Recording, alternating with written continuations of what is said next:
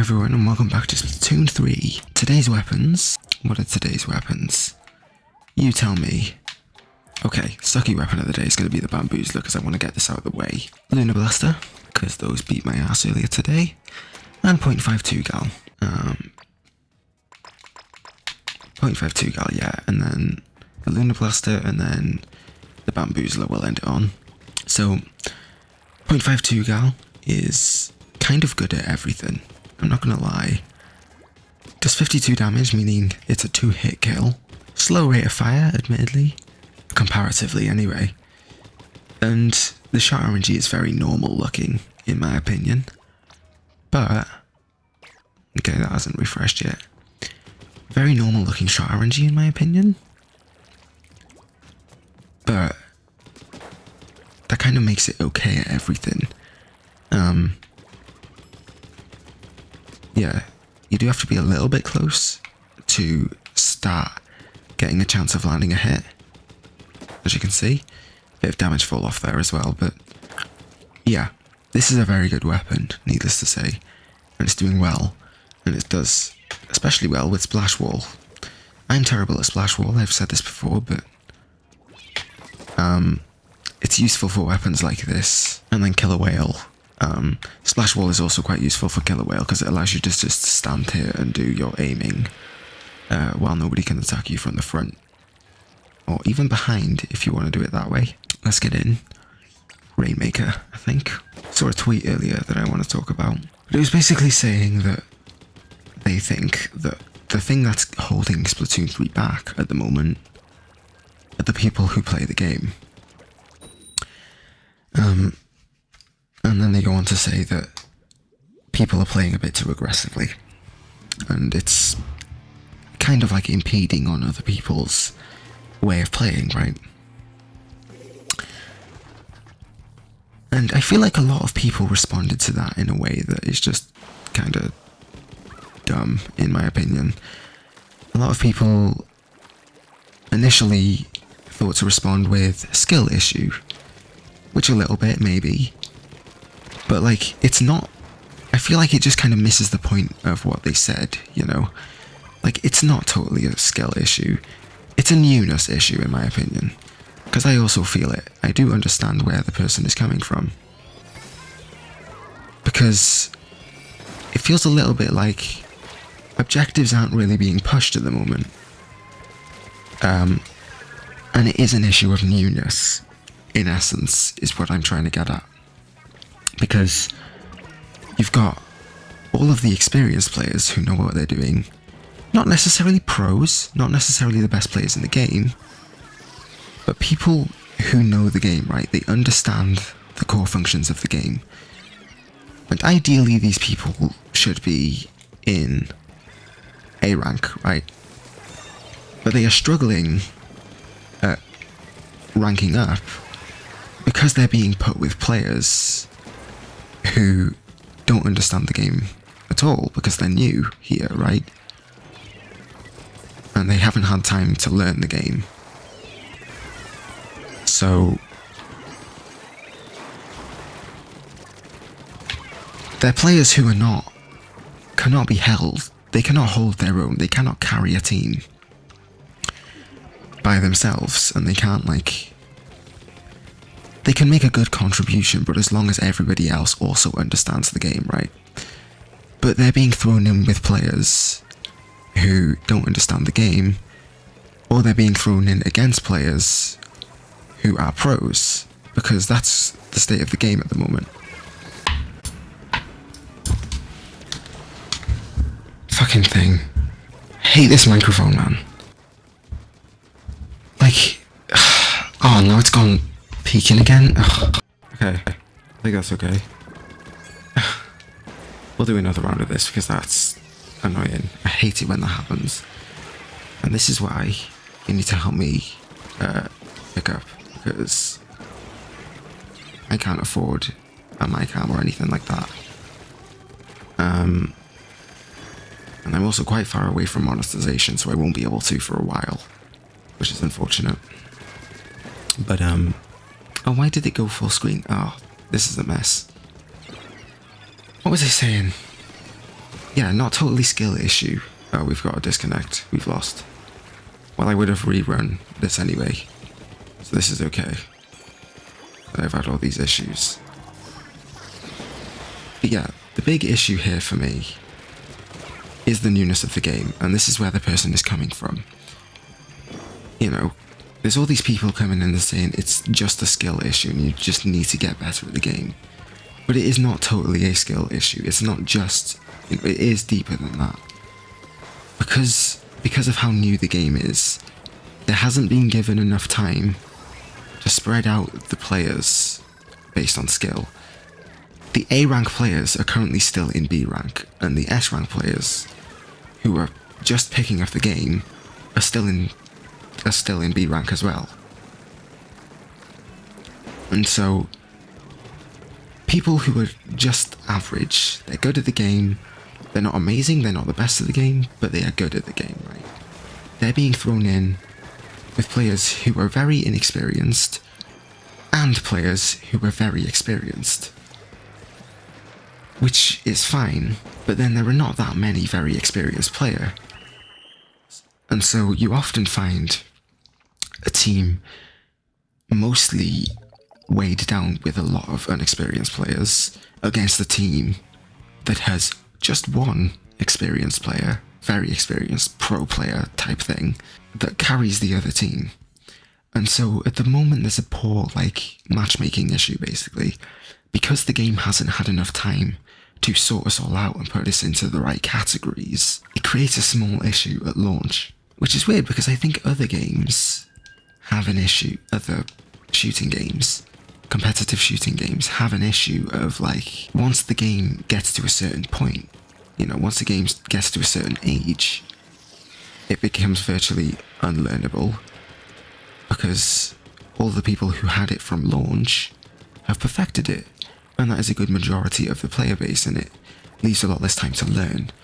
Whereas Splatoon has the reverse, where the worst time to get into it seems to be the start of a Splatoon game, and the best time to get in is after about a month of release, which I think is really interesting, I think Nintendo's done a pretty good job at the longevity of their shooting games, basically, is what I've seen.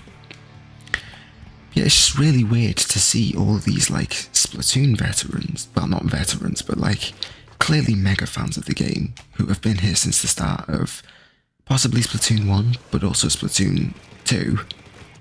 All these people who have been here since then just completely disagreeing or completely bringing their comments and acting as though what they said just is completely stupid and that they're just playing really unwell, It's just really odd that all these people who know what it's like at the beginning of a Splatoon game are seriously saying, actually no, you just suck. And they're not recognizing that maybe you shouldn't just play aggressively all the time, and maybe it is a good idea to run for the objective on occasion and, play the game mode that everyone's there to play every once in a while.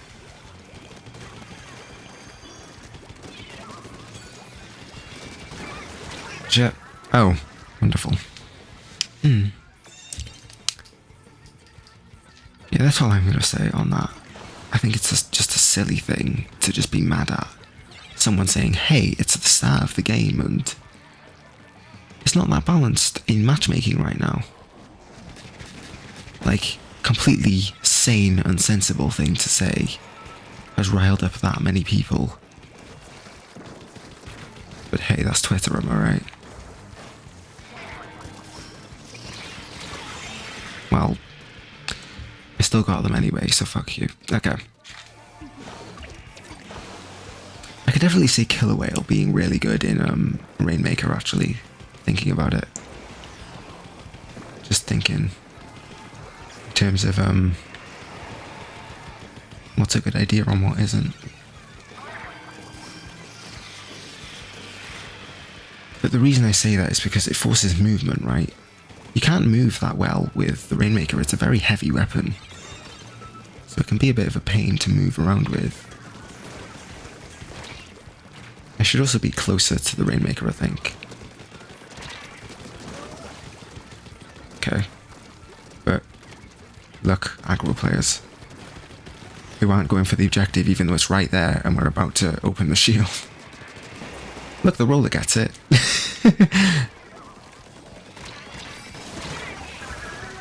Okay. Okay.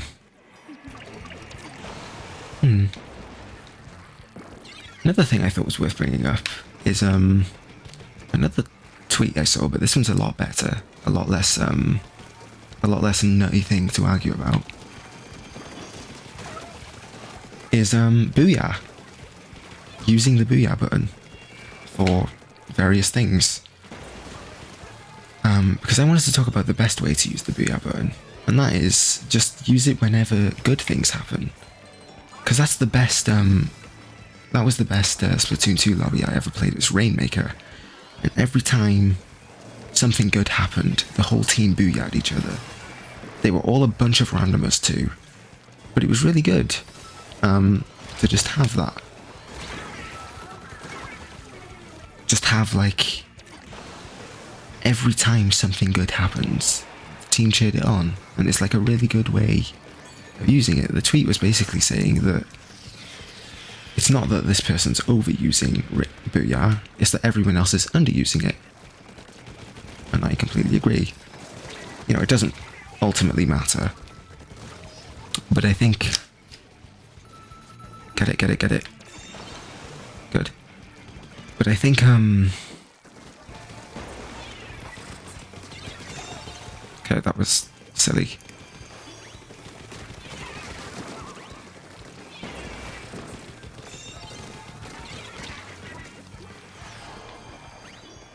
This is okay. Okay. It's fine. Gotcha. Yeah, okay. I was hoping someone would pick it up.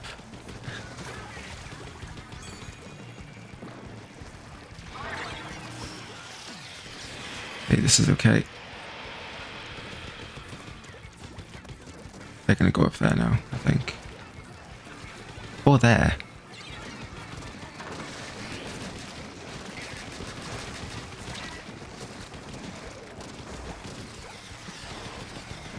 This is okay.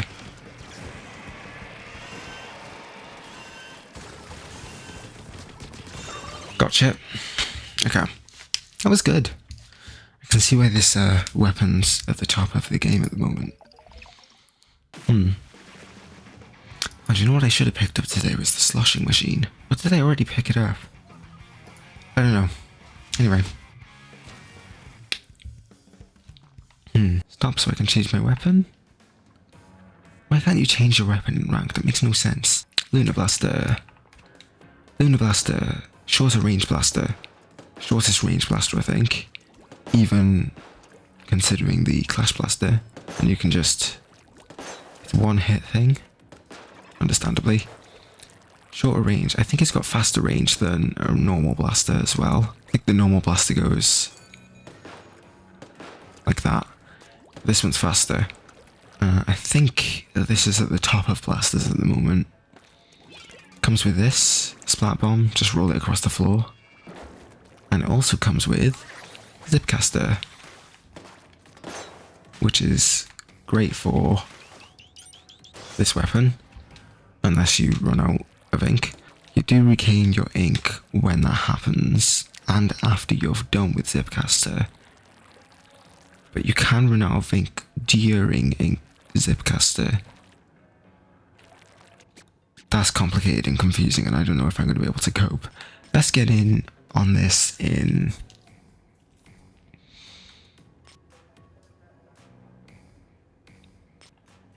Turf Wars. Yeah. Let's get in.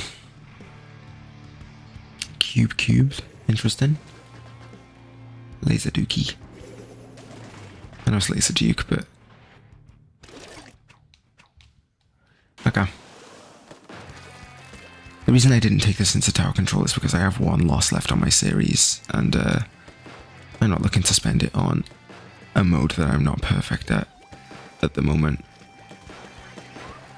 I want to put that kind of energy into Rainmaker, for example.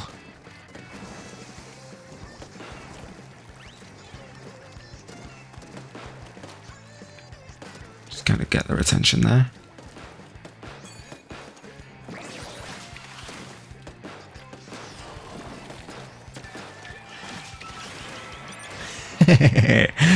Oh, you're silly. Okay. Just gonna...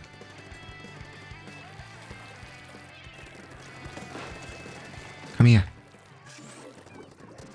This way. Oh, yep. This is why Tentamissile sucks. That's part of why, anyway.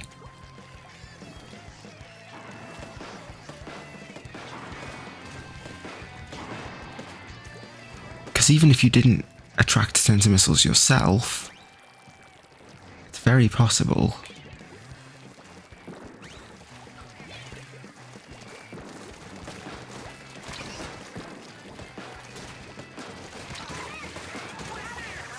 Gotcha. Oh, come on. Okay. I don't think people have figured out yet that you can still roll over people as they, like, jump. Because that was all over Splatoon 2, was just people, just roller users. Just roller users constantly, like, rolling along the floor where people are jumping to. Oh, get out. Get them? Okay. They traded, but they still got them. Flings a roller is a very vulnerable weapon, by the way. And more people, I think, need to take advantage of that. Because flings a rollers have Tentamissiles and...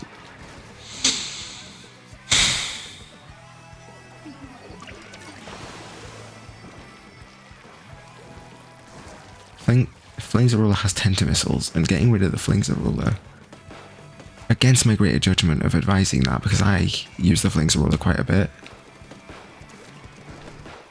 Especially because, especially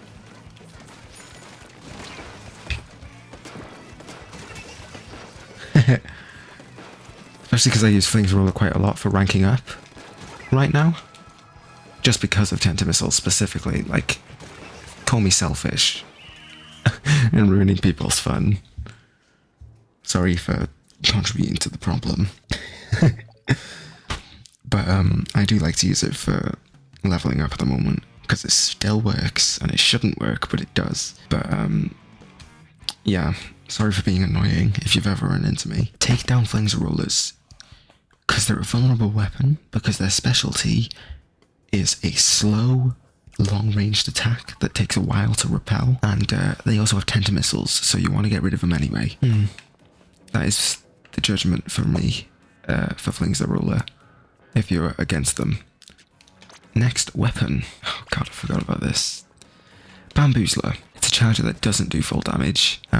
Its specialty is, well, 2-hit kills. So you don't play this one like a charger, you play it like an attack weapon. Still has pretty good range. One of the techniques that people use for it is to do a charge shot and then a tap. I think it has constant range. Oh, it has worse paint though. Yeah, constant range. So... if you can land a charge shot from this distance, you can also land a tapped shot from that distance. Every time, without fail.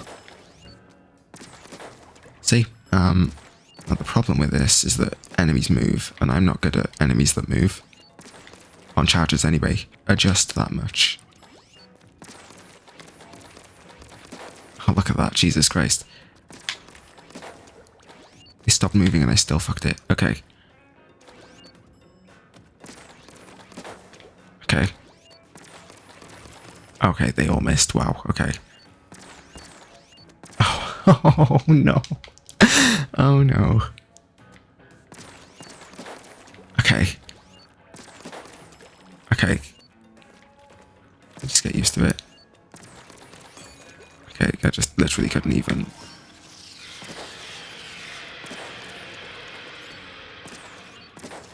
Okay.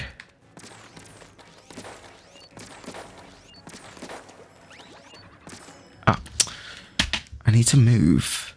This is what I need to do, is move my keyboard because I keep pressing the spacebar on it. Okay. This is annoying. Okay. Recording's not going well today. It's okay though. We're going to go into turf wars with this. I'm not taking this into ranked. Absolutely not. This awful weapon. Yucky.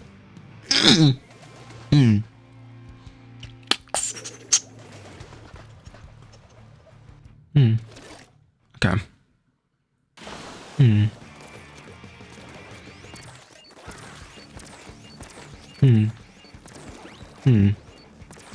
Okay.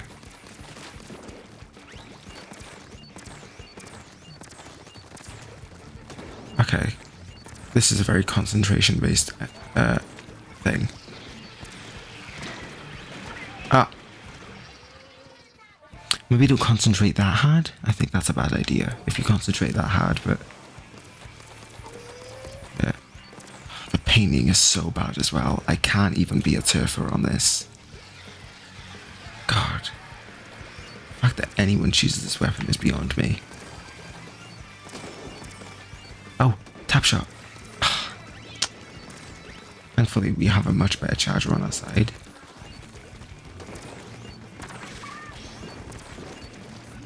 Cute.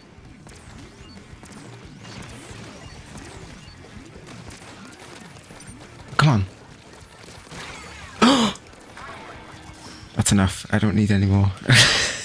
I quit now. Ah. Yeah, I quit now. Autobomb, by the way. Ugh. Terrible choice.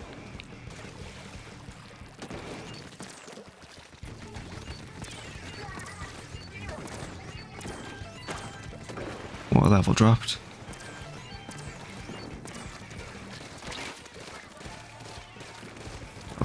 You can't reach up here, so it's okay.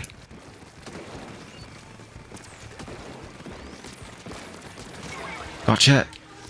Good.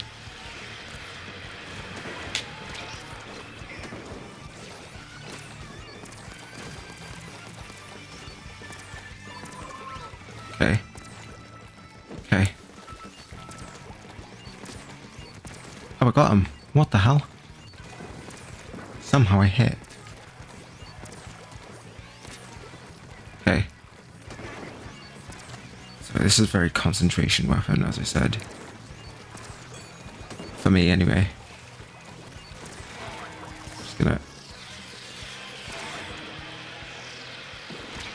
Autobomb. Unleash my inner Agent 3.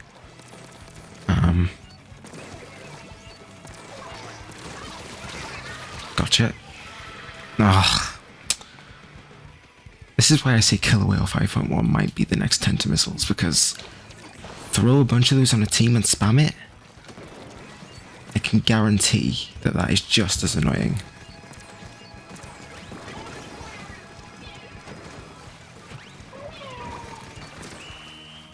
Okay. I'm going to count that third one as a kill, because that would have worked as a kill there. Just as atrocious as I thought it'd go. Okay, okay. Next. First of all, we check the catalogue. Okay, that's shit. And now, Grisco, while I talk about a less interesting topic to the most of us.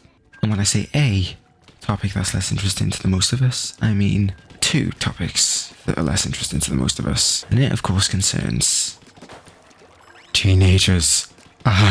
More specifically, though, and this is gonna make me sound like one of those awful channels, but I don't mean it in that way at all. Stands. Because I'm not exactly fond of them. I don't know. Basically, the reason I bring this up, there's two reasons I bring it up, but there's one reason that I will get into first of all, and that is the issue of faceless content creators who plan on doing face reveals. Because if you didn't hear, very small YouTuber, I don't know if you've heard of him, his name's Dream. He is doing a face reveal in a matter of days, I think. Which, understandably, for that group of people who stan him, is very exciting. They've wanted to see it for a while now. He has wanted to show it for a while now, but he wanted to find a special occasion to do it. And, you know, I think that's fine that they are excited about it. Why, though? And I don't know if this is just... I don't know if I'm just too old to get excited about this kind of thing. At the grand old age of fucking 19, by the way, Jesus Christ. I don't know if I'm just like... Well, I'm nearly 20 to be fair, but... I don't know if I'm just like... way out of this phase or whatever. He posted to Snapchat earlier an image of his eye.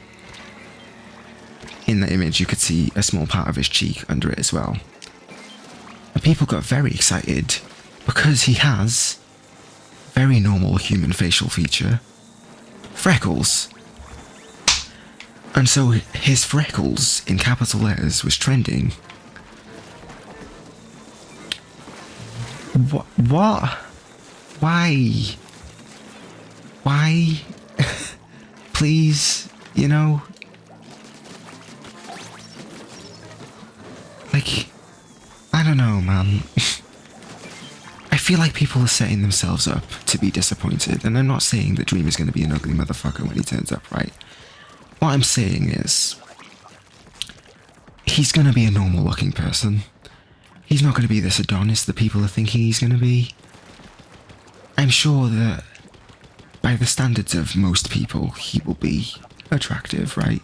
Because for most people, average is attractive. This is a scientifically proven thing that average-looking people are attractive.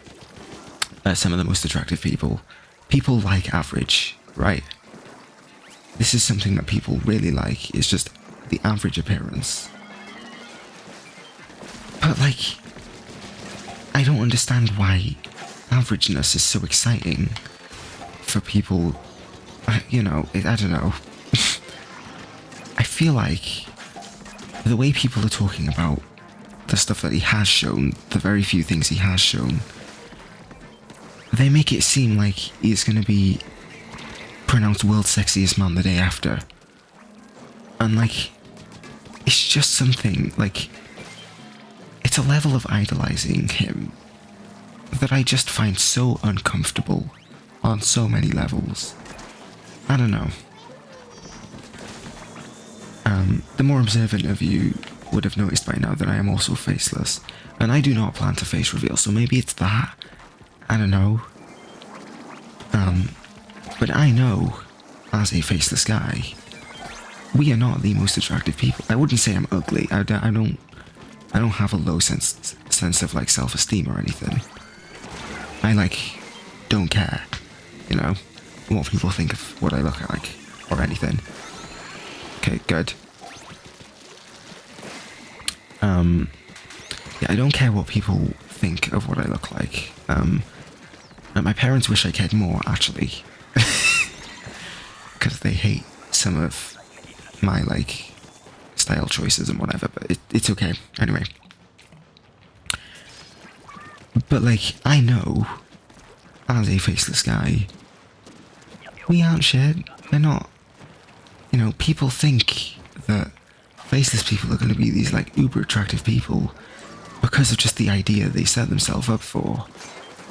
And, like, they will ultimately end up disappointed, I think, because he's not the godlike, constructed by the Greek gods, like people thought he would be. And so, I don't know, I just feel like the day of the face reveal, there's going to be a lot of harsh comments, and I don't like where it's going, basically, is where this is all leading to. You know, and I'm not huge on Dream, either. But, like, I still wouldn't want him to be, like, told that his face reveal was kind of mid, like, you know? Like, imagine how horrible that would be. Anyway, the other topic, pertaining to stands is the side of stands of like wanting their guy, their creator, to be perfect, or to be a voice, or their voice, or whatever. I don't know. And the main reason I bring this up is because of a little Tubbo controversy. He had a take a few days ago that it is insensitive to make jokes about the Queen's death. Now admittedly, with his explanation out of the way for why he says that, that's a wrap. Admittedly now, with his explanation out of the way for why he said that, I think a lot of people understand where he's coming from. But the initial take as a result of him saying that was that he must be a Tory. I'm pretty sure the guy has openly said he's pretty apolitical and pretty sheltered from politics and shit. So why are we comparing him to one of the most notoriously idiotic political groups in the UK? Because he said that jokes about the Queen's death are insensitive. My personal idea of that, I'm gonna go again by the way, my personal idea of Queen death jokes, myself, is that they're not off limits. I think they're fine. I think that a lot of jokes are okay, and I think that if a joke is okay to say to one person, then it's okay to say to everyone, and nobody is excluded from that, including royalty. But if somebody's insensitive to jokes about death, I'm not gonna like bitch and moan about it. I'm not gonna scream at them for it, and I'm not gonna say that they are part of a pretty bad political ideology. Like, I think that's just disingenuous to even think it, you know. And the fact that people immediately jump to, oh, he must be a Tory, he must be from the right, it's just odd to me that this is where people take politics. Like, they take it so seriously that if anybody says something that seems to agree with any side, even if it's not really a political take, they must be within that political group, because that's how it works. No, it's not how it works. And I think it's pretty clear that, especially after he's explained it, but even before he explained it, I think it was pretty clear that he was just sensitive to jokes about death. His actual explanation is that his nan is currently hospitalised, and that he's just a bit sensitive at the moment. Probably to any jokes about old people, really. But especially about death, because, you know, his nan could die soon. Sad to think, right? Sad, very sad, and very sensitive. Now, what I will say is that since he's not political, since he doesn't talk politics or anything, he probably shouldn't be saying things that could be even conceived as political. But at the same time, couldn't everything be taken as political? You know? Everything could be. You can take political implications of anything. Really? You shouldn't, but you could. Really? So, like, no, he can say whatever he wants as far as I'm concerned. He can opine to whatever degree he wishes. And so can everyone else. Opine on what you want, say what you want, have an opinion on whatever you want, is what I have to say on that. You know?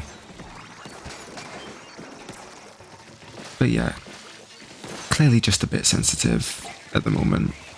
Clearly just doesn't like that kind of joke at the moment. I know he's a South Park fan. This is something I do know. There are not many things I know about him, but that is one of them. I mostly know that because I am also a South Park guy. But, so, like, basically the reason I say that is because I'm sure he's no stranger to morbid jokes. And I'm sure he'd usually laugh at a joke like that. So, like, the fact that anybody immediately just brought in, like, political thought about it? No. I thought it was pretty obvious from the very beginning of the whole issue that he was just a bit sensitive at the moment. Like, I don't know, man. People find implications way too much about everything, and I don't like it. And I wish people stopped that.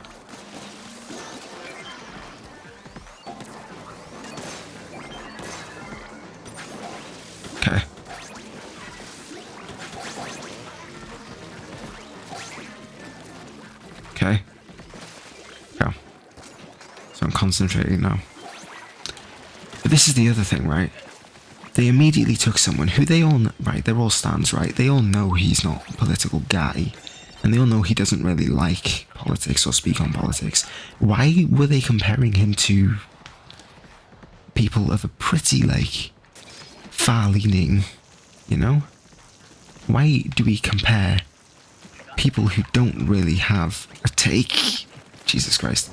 Why do we compare people who don't really have a take or much of an opinion to people who have further opinions and much more extreme opinions? Why do we do this? Why do we act as though ignorance is not normal? And that, like, ignorance means you must probably be a very bad person if you're ignorant about anything. Why is that our instinct? I think it's ridiculous. Anyway, I think I've said enough on that.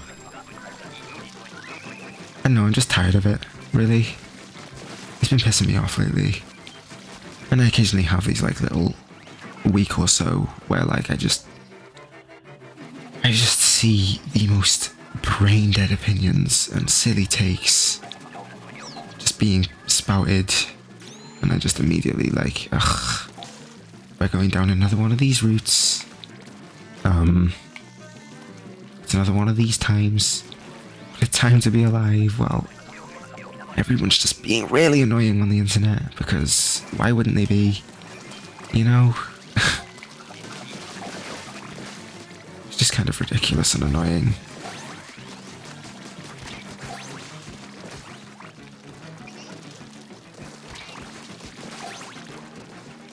And I think... Okay. We're not getting another thing in.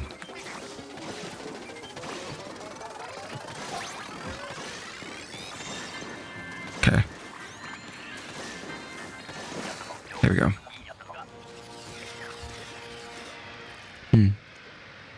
Alright. That's it.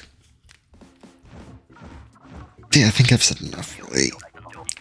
I don't think I regret anything I've said here. I don't think I've said anything, like, too wild. And for the record, I don't really talk on politics, except maybe, like, drug reform. But, like, that's it. That's the only thing I really, like, I'm publicly for. I sometimes, like, just like I just did, sometimes talk about the state of politics and, like, well, not the state of politics, the state of political opinions. I occasionally go down that, but, like, it's not very common. Oh, nice. Very pessimistic note. Thank you guys for watching. No, thank you guys for watching. I've been Unspecified, and I'll see you guys next time. Ciao, my dudes.